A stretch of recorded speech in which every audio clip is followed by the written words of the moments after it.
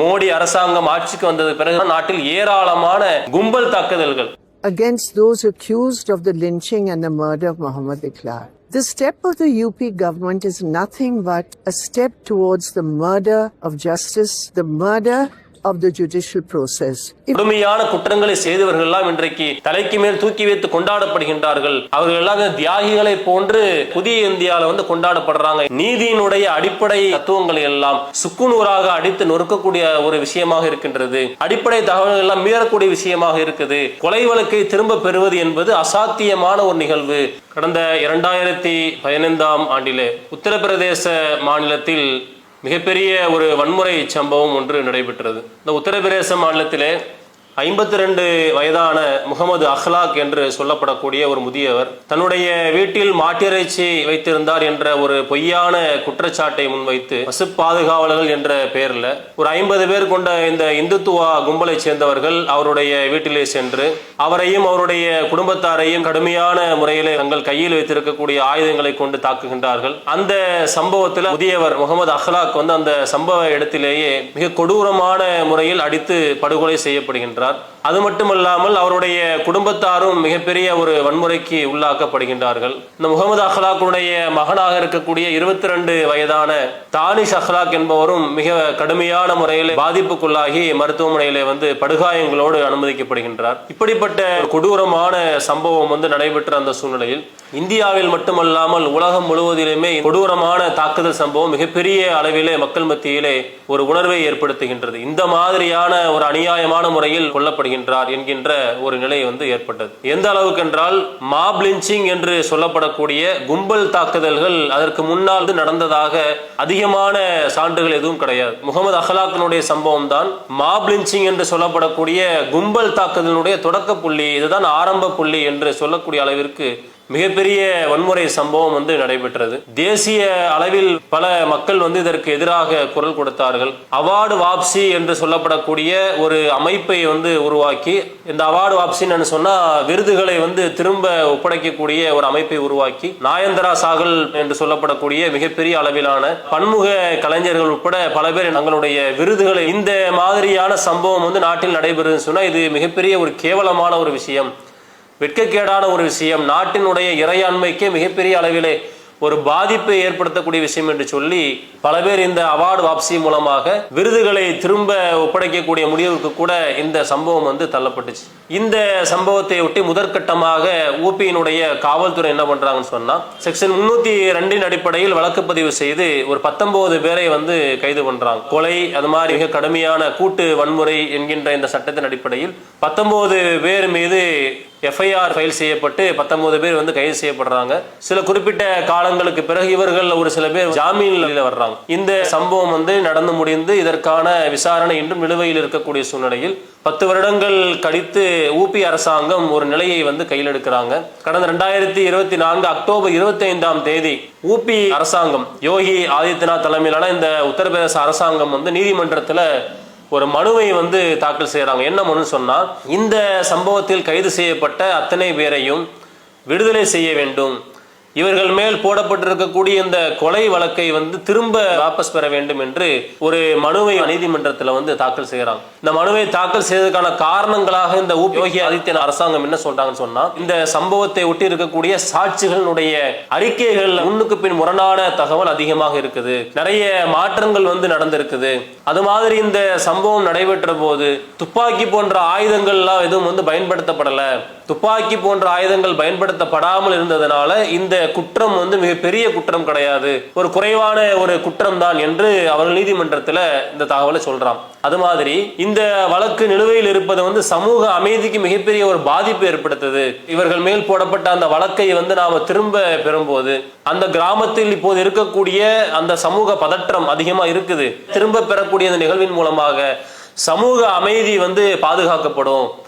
CrPC குற்றவியல் சூழல் நடைமுறை சட்டம் 321 அடிப்படையில் ஆளக்கூடிய அந்த மாநில அரசாங்கத்திற்கு அதிகாரம் இருக்குது. இதை ஒரு கோரிக்கையாக முன்வைப்பதற்கு அதிகாரம் இருக்குது என்கின்ற சில விஷயங்களை எல்லாம் முன்வைத்து அந்த அடிப்படையில் தான் நாங்கள் இந்த வழக்கை நாங்கள் திரும்ப பெறப்போகின்றோம். அது மட்டுமல்லாமல் உத்தரப்பிரதேசத்தில் கடந்த சமாஜ்வாடி கட்சி ஆட்சியில் இருக்கும் போது வழக்கு வேண்டுமென்றே அநியாயமான முறையில் இவர்கள் மீது போடப்பட்ட ஒரு வழக்கா இருக்குது. அப்படிப்பட்ட ஒரு குற்றங்கள் எதுவும் நடைபெறவில்லையே என்று மிகப்பெரிய அளவில் மனசாட்சி துளி அளவும் இல்லாமல் சமாஜ்வாடி கட்சியினுடைய அந்த பின்புலம் தான் காரணம், அரசியல் ஆதாயம் தான் காரணம், அந்த ஆதாயத்தின் அடிப்படையில் இந்த மாதிரியான ஒரு அநியாயமான வழக்கு இவர்கள் மீது போடப்பட்டு கைது செய்யப்பட்டிருக்கின்றார்கள்.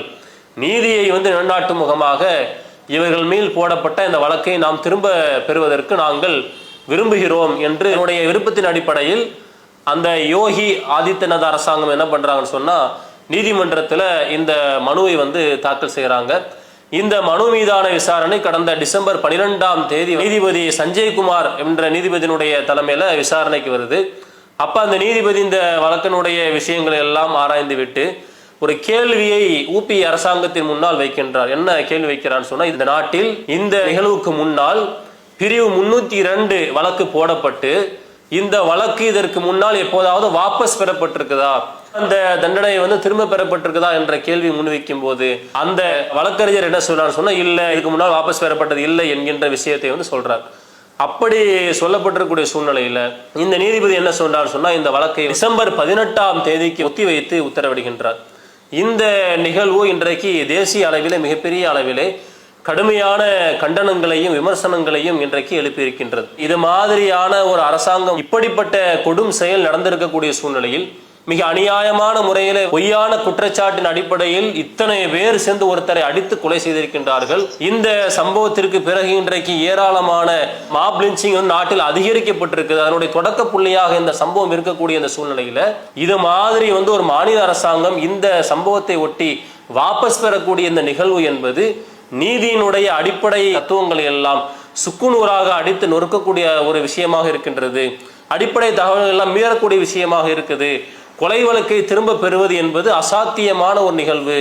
இது மாதிரியான திரும்ப பெறக்கூடிய ஒரு நிகழ்வு தான் சமூகத்தினுடைய ஒற்றுமையை நிச்சயமாக குலைக்கக்கூடிய விஷயமா இருக்கும். இதுதான் சமூக அமைதியை கெடுக்கக்கூடியதா இருக்கும் என்று அதிகமான மக்கள் இதை குறித்த விமர்சனங்கள் எழுப்பக்கூடிய ஒரு நிகழ்வு இன்றைக்கு இருப்பதை பார்க்கிறோம். அது மாதிரி நிறைய பத்திரிகைகள் கூட இதை கண்டித்து மிகப்பெரிய அளவில் கண்டன அறிக்கைகளை வெளியிட்டிருக்கிறார்கள். இது நீதிக்கு முற்றிலுமாக ஒரு மாறுதலான ஒரு விஷயம், சமூக நீதியை மீறக்கூடிய விஷயமா இருக்குது. இந்த மாதிரியான நிகழ்வு நாட்டில் மாப் லிஞ்சிங் என்று சொல்லப்படக்கூடிய கும்பல் தாக்குதல்களை அதிகரிக்கக்கூடிய ஒரு விஷயமா இருக்கும்.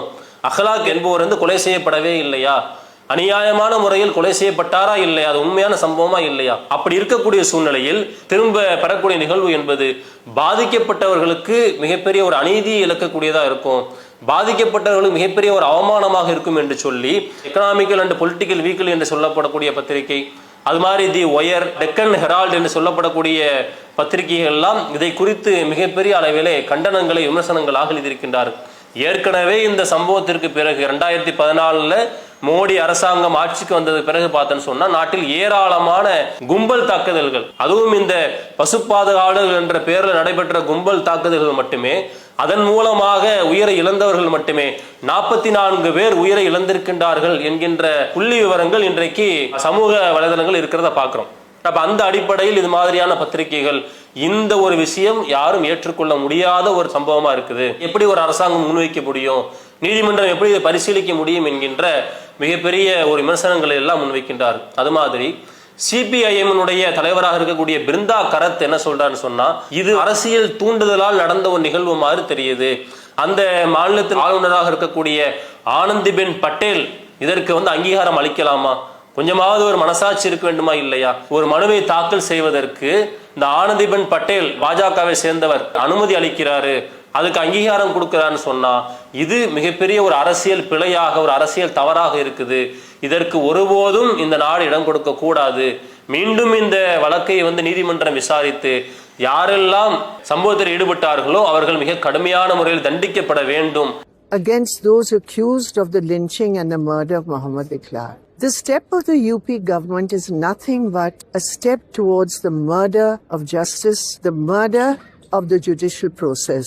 If this is what is going to happen, that in the middle of a case hearing, the government gives the most ridiculous grounds to withdraw the case, why not just wind up all the courts then? நீதி நிலைநாட்டப்பட வேண்டும் என்று ஜனாதிபதி திரௌபதி முர்முவுக்கு பிருந்தா கரத் அவர்கள் தன்னுடைய சார்பில் ஒரு கடிதத்தை எழுதி அனுப்பியிருக்கின்றார். அது மாதிரி இந்தியன் எக்ஸ்பிரஸ் பத்திரிகை என்ன சொல்லுன்னு சொன்னா, மோடியினுடைய புதிய இந்தியா இப்படிப்பட்ட ஒரு மானக்கேடான ஒரு விஷயத்தை எப்படி கையில் எடுக்குது, இந்த புதிய இந்தியா இன்றைக்கு எப்படி இருக்குன்னு சொன்னா, இந்த 10 ஆண்டுகள்ல கொடுமையான குற்றங்கள் எல்லாம் இன்றைக்கு மிக சர்வ சாதாரணமான குற்றங்களாக இன்றைக்கு மாற்றப்படுகின்றது. பிரசாந்த் பூஷன், ராணா அயூப் போன்ற பத்திரிகையாளர் சொல்றாங்க, இதே ஒரு கருத்தை முன்வைத்து மோடியினுடைய புதிய இந்தியால இது மாதிரியான குற்றங்கள் இன்றைக்கு சர்வசாதாரணமாக ஆக்கப்படுது. கொடுமையான குற்றங்களை செய்தவர்கள் எல்லாம் இன்றைக்கு தலைக்கு மேல் தூக்கி வைத்து கொண்டாடப்படுகின்றார்கள். அவர்கள் எல்லாம் தியாகிகளை போன்று இந்த புதிய இந்தியாவில் கொண்டாடப்படுறாங்க என்று இது மாதிரியான பத்திரிகையாளர்களும் விமர்சனங்கள் வைக்கிறத பார்க்கிறோம். இது ஏராளமான விமர்சனங்கள் இதற்கு எதிராக மக்கள் தரப்பில் வைக்கப்படுகின்றது. அது மாதிரி இந்த ஒரு சம்பவத்தை ஒட்டி 2024 இதே உத்தரப்பிரதேச மாநிலத்தில் இது மாதிரியான ஒரு கலவரம் ஒன்று வெடிக்கின்றது. துர்கா பூஜையினுடைய அந்த ஊர்வலத்தில் என்ன பண்றாங்கன்னு சொன்னா, பள்ளிவாசல்களை தாக்குறாங்க, அது மாதிரி பள்ளிவாசல் முன்னாடி கோஷம் போடுறாங்க, வீடுகளில் ஏறி நின்று காவி கொடிகளை ஏற்றுறாங்க. இது மாதிரியான ஒரு நிகழ்வு நடைபெறும் போது அந்த வன்முறை சம்பவத்தில் ராம்கோபால் மிஸ்ரா என்ற ஒரு இந்து கொலை செய்யப்படுறார். இந்த கொலை சம்பவத்தை ஒட்டி பல பேர் கைது செய்யப்படுறாங்க. அந்த சம்பவத்தினுடைய குற்றவாளிகளாக சர்ஃப்ராஸ் என்று சொல்லப்படக்கூடியவரும் அவர் குடும்பத்தை சேர்ந்தவர்களும் கைது செய்யப்பட்டு, இந்த சர்ஃப்ராஸுக்கு ஊபி அரசாங்கம் என்ன பண்ணுதுன்னு சொன்னா, தூக்கு தண்டனை என்கின்ற அந்த தண்டனை கொடுக்குது. இதை முன்வைத்து எக்ஸ் தளத்தில் ஏராளமானவர்கள் என்ன ஒரு விமர்சனத்தை முன்வைக்கிறாங்கன்னு சொன்னா, ஏன் இது மாதிரியான 2 பார்வை ஏன் பார்க்கப்படுது? ஒரே மாதிரியான சம்பவம் முஸ்லிம்கள் செய்தால் அது ஒரு பார்வையும், இந்துக்கள் செய்தாங்கன்னு சொன்னா அது ஒரு பார்வையுமாக இன்றைக்கு பாரபட்சமான ஒரு பார்வையை இந்த ஊபி அரசாங்கம் பார்க்கின்றது என்கின்ற ஒரு விஷயத்தை முன்வைத்து, 1 ஸ்டேட் 2 லாஸ், ஒரு மாநிலம் 2 விதிகள் 2 சட்டங்கள் என்கின்ற ஒரு ஹேஷ்டாகை இன்றைக்கு ட்ரெண்டிங் செய்யக்கூடிய அளவுக்கு இந்த விஷயங்கள் இன்றைக்கு தள்ளப்படுது. எல்லாரும் ஒரே மக்களாக இருக்கக்கூடிய சூழ்நிலையில் நாட்டில் சட்டங்கள் எல்லாம் அனைவருக்கும் சமம், யாரும் சட்டத்தின் அடிப்படையில் யாரும் பாகுபாடு பார்க்க கூடாது என்கின்ற அந்த அரசியலமைப்பு சாசனத்தின் அடிப்படையில் ஆட்சி செய்ய வேண்டியவர்கள் இந்த மாதிரியான நிகழ்வுகள் மூலமாக வேறுபட்ட பார்வை 2 சமூக மக்களுக்கு மத்தியில் செலுத்தப்படுகின்றது என்கின்ற அந்த குற்றச்சாட்டு ஏராளமான மக்கள் மூலமாக இன்றைக்கு முன்வைக்கப்படுகின்றது. இந்த நிலையில அந்த பாதிக்கப்பட்ட அந்த முகமது அஹ்லாக் அந்த குடும்பத்தை சேர்ந்தவர்கள் அந்த சம்பவம் நடைபெற்றதிலிருந்து அந்த கிராமத்திலிருந்து வெளியேறி வீடு பூட்டப்பட்டு இன்றைக்கும் நிற்கதியாக நீதியை நாடி இன்றைக்கும் அவர்கள் திரிந்து கொண்டிருக்கின்றார்கள்.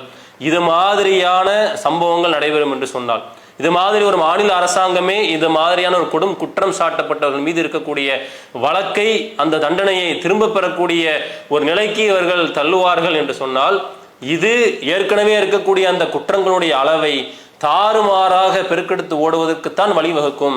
அந்த சம்பவம் நடைபெற்றதிலிருந்து பாதிக்கப்பட்டவர்கள் அநீதிக்கு உள்ளாக இருக்கும் போது அந்த பாதிப்பை செய்தவர்கள், குற்றங்களை செய்தவர்கள் சரியாக தண்டிக்கப்படாமல் இருப்பதே இன்றைக்கு 45 பேர் கொலை செய்யக்கூடிய அளவிற்கு இது மாதிரி அதிகமான நிலை இருக்கும் சொன்னா, இது மாதிரியான தண்டனைகள் திரும்ப பெறக்கூடிய நிகழ்வு என்பது இன்னும் இந்த குற்றங்களை நாட்டில் அதிகப்படுத்தும். அது நாட்டினுடைய சமூகத்தினுடைய அமைதிக்கு மிகப்பெரிய அளவிலே ஒரு ஊறு விளைவிக்கக்கூடிய, பங்கம் விளைவிக்கக்கூடிய நிகழ்வாகத்தான் இருக்கும் என்று ஏராளமான மக்கள் இன்றைக்கு சம்பவங்களை எல்லாம் முன்வைத்து குற்றச்சாட்டுகளை முன்வைக்கின்றார்கள். அந்த அடிப்படையிலே இந்த வழக்கினுடைய நிலை இன்றைக்கு டிசம்பர் 18ஆம் தேதிக்கு தள்ளி வைக்கப்பட்டிருக்கின்றது. அனைவருடையுமே எதிர்பார்ப்புமே என்னவா இருக்குன்னு சொன்னா, டிசம்பர் 18ஆம் தேதி அன்று நீதிமன்றத்தின் மூலமாக இந்த சம்பவத்தில் ஈடுபட்டவர்கள் மரண தண்டனை கொடுக்கப்பட்டு மிக கடுமையான முறையிலே தண்டிக்கப்பட வேண்டும். அவர்களுக்கு கொடுக்கப்படக்கூடிய தண்டனை என்பது இது மாதிரி யாரெல்லாம் இந்த இனத்தில் இருக்கின்றார்களோ அவர்களுடைய நிலையை கருத்தில் கொண்டு இந்த குற்றச்சம்பவங்களை அவர்கள் கைவிட வேண்டும். இந்த தீர்ப்பின் மூலமாக, இந்த நீதி நிலைநாட்டுவதன் மூலமாக நாட்டில் குற்றங்கள் குறைந்து மக்கள் அமைதியான ஒரு வாழ்க்கையை வாழ வேண்டும் என்பதுதான் எல்லாருடைய எதிர்பார்ப்பாகவும் இருக்கின்றது. நாமும் பொறுத்திருந்து பார்ப்போம் இன்ஷா அல்லாஹ். அஸ்ஸலாமு அலைக்கும் வரஹ்மத்துல்லாஹி வபரகாத்துஹு. அல்லாஹு அக்பர், அல்லாஹு அக்பர்.